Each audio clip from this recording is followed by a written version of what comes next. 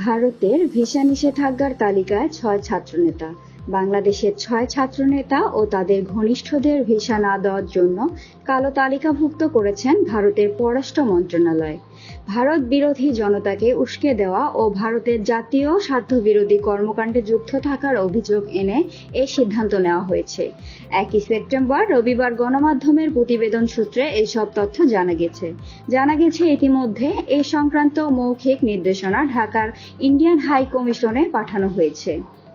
দিল্লিতে কর্মরত কয়েকজন ভারতীয় গণমাধ্যমের সাংবাদিক দ্য মিরর এশিয়াকে বিষয়টি নিশ্চিত করেছেন।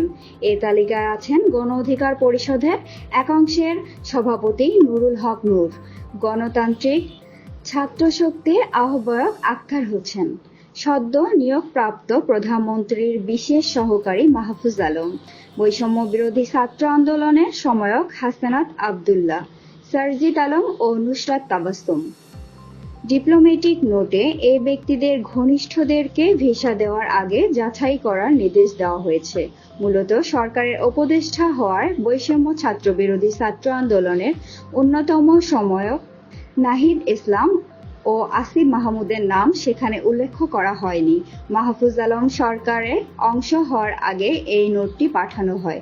ফলে অন্তর্বর্তী সরকারের প্রধান উপদেষ্টা ডক্টর মোহাম্মদ ইউনূসের বিশেষ সহকারী হওয়ার পর মাহফুজ আলমের জন্য ভিসা নিষেধাজ্ঞা প্রযোজ্য হবে কিনা তা জানতে পারেনি দ্য মিরর এশিয়া।